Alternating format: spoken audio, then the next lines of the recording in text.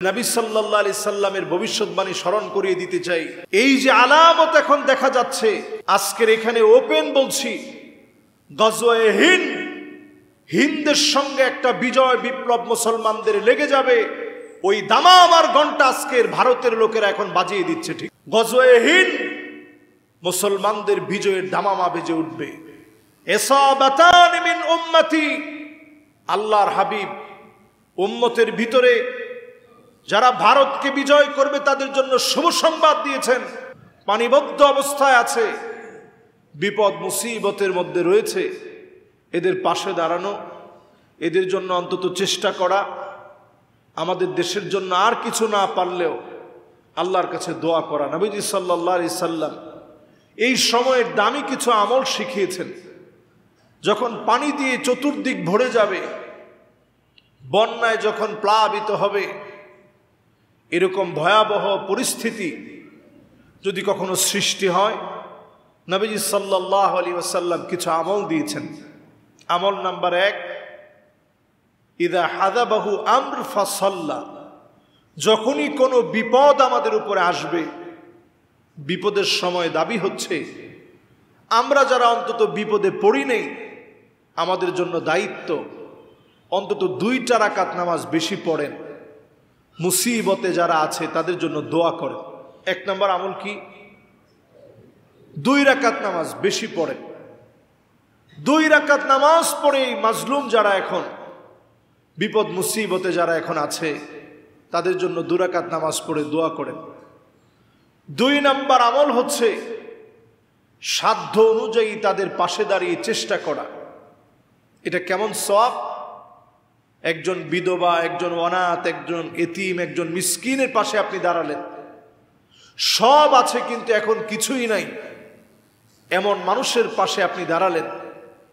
কাল মুজাহিদি ফি সাবিলিল্লাহ, আল্লাহর পথে প্রাণান্তকর লড়াই, ছুরির সামনে দাঁড়িয়ে জীবন দিলে যেমন সওয়াব হয়, জিহাদের ময়দানে দাঁড়িয়ে থেকে জিহাদ করলে যেমন সওয়াব হয়, এই সময় আরেক ভাইয়ের জন্য চেষ্টা করলে আল্লাহ তাআলা তেমন সওয়াব দান করে দিবে। সুবহানাল্লাহ। 1 নম্বর কাজ, নামাজ পড়ে দোয়া করেন। 2 নম্বর কাজ, সাধ্যমতো তাদের জন্য চেষ্টা করেন। 3 নম্বর কাজ হচ্ছে নবী করিম সাল্লাল্লাহু আলাইহি ওয়াসাল্লাম একটা দোয়া শিখিয়েছেন, আল্লাহুম্মা লা তাকতুলনা বিগাদাবিক।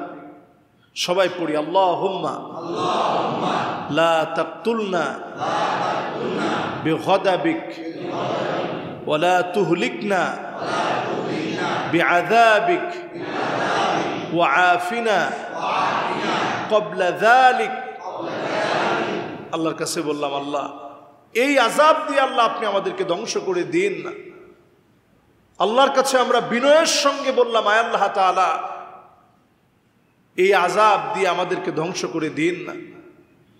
ওয়ালা তুহলিকনা বিআযাবিক, এই আযাব দিয়ে আমাদেরকে নিঃশেষ করে দিন না, আল্লাহ আমাদেরকে শেষ করে দিন না। ওয়া আফিনা ক্বাবলা যালিক, এই আযাব থেকে আল্লাহ আপনি আমাদেরকে হেফাজত করেন। নবীজি সাল্লাল্লাহু আলাইহি সাল্লাম এই দোয়া আমাদেরকে শিখিয়েছেন। পাশাপাশি সেই বুখারী, সেই মুসলিমে আরো একটি দোয়া এসেছে। প্রচন্ড বৃষ্টির সময়ের ক্ষতি থেকে বাঁচার জন্য নবীজি সাল্লাল্লাহু আলাইহি সাল্লাম পড়তেন, আল্লাহুম্মা হাওয়ালাইনা ওয়ালা আলাইনা, আল্লাহুম্মা আলাল আকামি ওয়াল আজামি والذراب وبطون الأودية ومنابت الشجر। আমাদের জবানগুলা দূষিত হয়ে গেছে, মিথ্যা, গীবত, পরনিন্দা, আরেকজনের সমালোচনা, নিজের গুনাহের খেয়াল না থাকার কারণে আমাদের জবানগুলো এমন হয়ে গেছে, 1000 বার চাওয়ার পরেও কেন যেন কাজ হচ্ছে না। মন থেকে, দিল থেকে আল্লাহর কাছে চাই, আল্লাহুম্মা হাওয়ালাইনা ওয়ালা আলাইনা, আল্লাহুম্মা আলাল আকামি ওয়াল আজামি ওয়াল যিরাবি ওয়া বুতুনিল আউদিয়াতি ওয়া মানাবিতিশ শাজার। এই দোয়াতে নবীজি সাল্লাল্লাহু আলাইহি সাল্লাম বলেছেন, আল্লাহ যেই পরিমাণ বৃষ্টি পানি আল্লাহ আপনি আমাদেরকে দিয়েছেন, আল্লাহ এটা আমাদের জন্য যথেষ্ট। আল্লাহ আপনি মালভূমিতে যেখানে আল্লাহ গাছগাছালি রয়েছে, পাহাড় পর্বত আছে, এমন জায়গার মধ্যে আল্লাহ আপনি বৃষ্টিটা দিয়ে দেন। মেহেরবানি করে আল্লাহ আপনি আমাদেরকে হেফাজত করেন। এই দোয়া আমরা পড়তে পারি এই বিপদের সময়ে। আল্লাহ যেন আমাদের দেশটাকে আল্লাহ হেফাজত করে, পড়ে না আমিন। সম্মানিত হাজিরিন, এই দোয়াটাও আপনারা সহজে আপনারা মুখস্থ করে নেবেন, আপনারা পড়বেন। এই সময়ের আরো একটি আমল, চতুর্থ নাম্বার আমল হচ্ছে অধিক পরিমাণে ইস্তেগফার পড়া। অধিক পরিমাণে ইস্তেগফার পড়া নিঃসন্দেহে এটা একটা বড় বিপদ। কত বড় বিপদ! আজকে আমাদের আত্মীয় স্বজন যারা ভোগান্তির মধ্যে আছে, আপনারা নিশ্চয়ই ফেসবুকে দেখেছেন, দুবাইয়ের এক প্রবাসী ভাই চিৎকার করে বলতেছিল, হেলিকপ্টার দিয়ে হলেও আমার আত্মীয় স্বজনকে একটু রেস্কিউ করেন, আমার আত্মীয় স্বজনগুলাকে একটু আপনারা উঠিয়ে আনেন, যত টাকা লাগে আমি দিব। প্রত্যেকটা মানুষের চোখের পানির দিকে তাকায় দেখেন কি পরিমাণ কাঁদতেছে। সারাদিন একজন প্রবাসী কষ্ট করে শুধুমাত্র তার এই আত্মীয় স্বজনের মুখে একটু হাসি ফোটানোর জন্যে। সব যেন তাদের কাছে বিসর্জিত হয়ে যাচ্ছে এই বিপদ মুসিবতের সময়ে।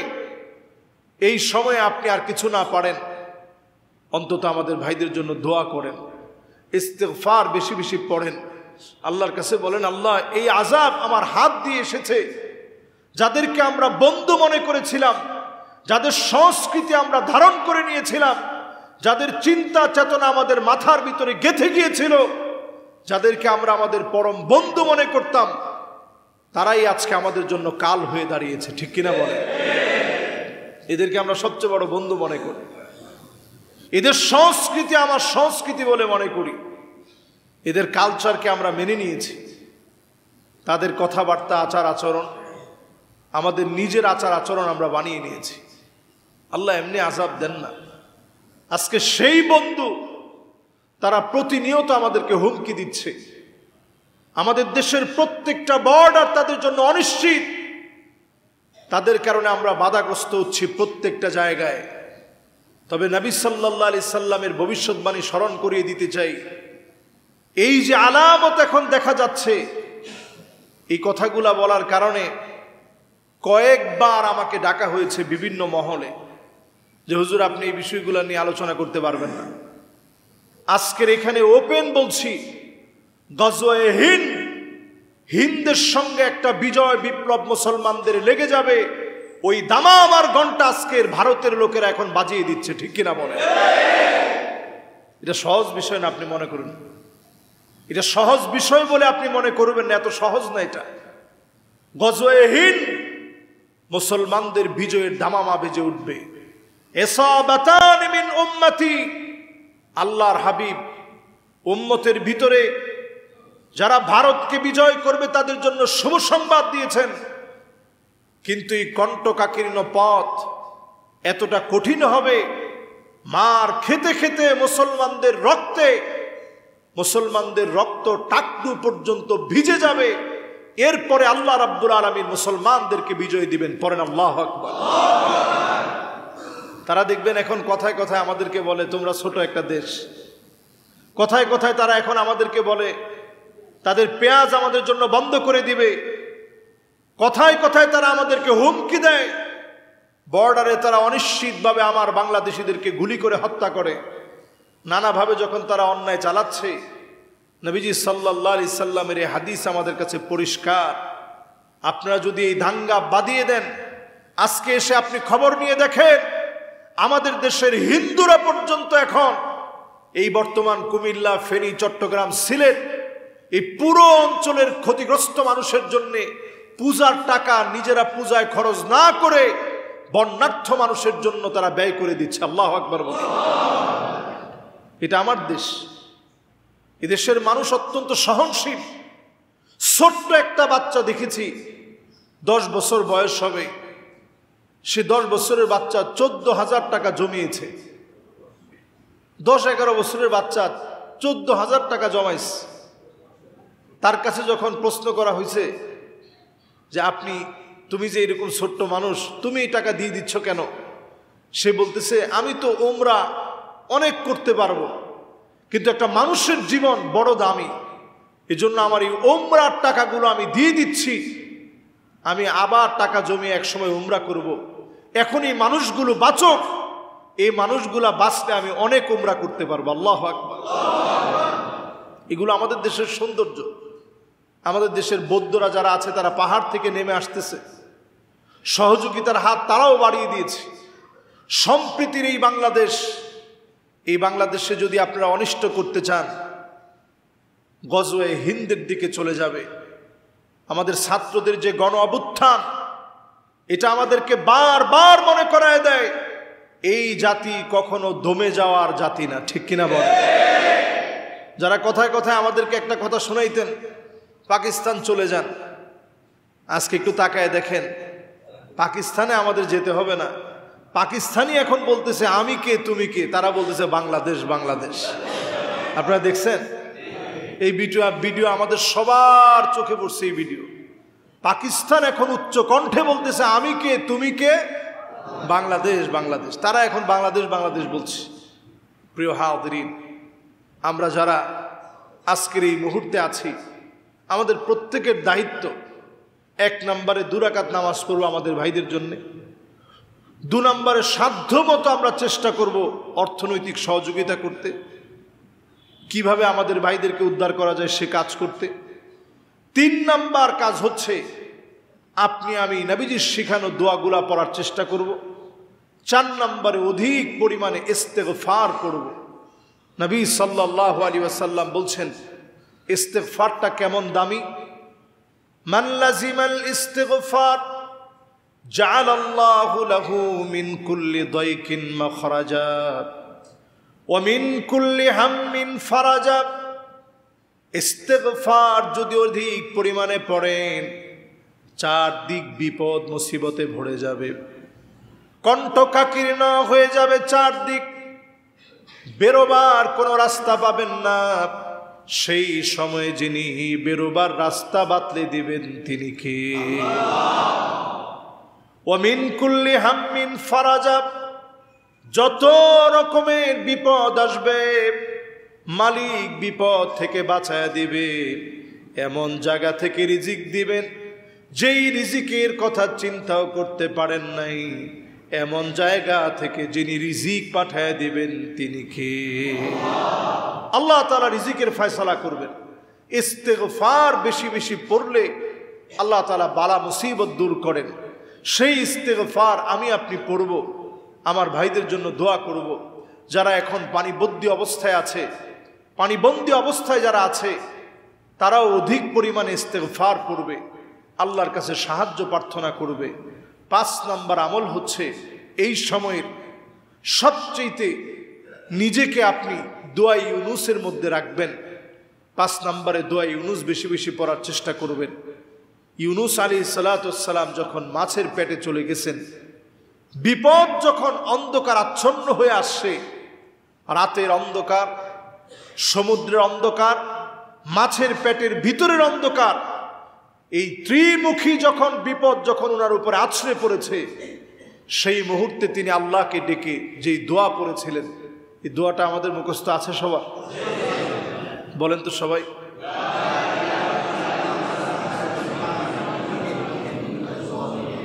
এই দোয়াটা পড়বেন, লা ইলাহা ইল্লা আনতা সুবহানাকা ইন্নী কুনতু মিনাজ জালিমিন। এই দোয়াটা পড়ার চেষ্টা করবেন। যদি আপনি ঈমানের সঙ্গে পড়েন, মন থেকে দিল থেকে যদি আপনি মহব্বত নিয়ে পড়তে পারেন, আমরা বিশ্বাস করি এই বিপদেও যিনি আমাদেরকে হেফাজত করবেন তিনি কে? আমার বয়স যতটুকুন হয়েছে, এই বয়সে কুমিল্লায় এরকম বিপজ্জনক পানি উঠছে এটা আমরা দেখিনি, ওনারাও দেখেনি। এইরকম বিপজ্জনক পানি কুমিল্লায়, ফেনীতে, নোয়াখালীতে হয়েছে, এটা আমরা কখনো দেখি নাই। এরকম ভয়াবহ আকার ধারণ করছে। সিলেটের অবস্থা এখন কিছুদিন পর পরই ভয়াবহ হচ্ছে। আমরা বুঝতেছি চতুর্দিক থেকে আমাদেরকে কোণঠাসা করা হচ্ছে। সব দিক থেকে যদি রাস্তা বন্ধ করে দেওয়া হয়, মালিক যদি রাস্তা খুলে দিতে চায়, চতুর্দিকের শত্রু রাস্তা বন্ধ করে তারা নিজেরা পালাবার জায়গা খুঁজে পাবে না। ঠিক কিনা বলে?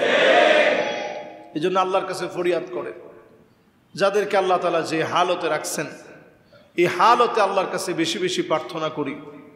আজকেও আমরা নিজেরা দোয়া করব, সহযোগিতার হাত আমরা বাড়িয়ে দিব।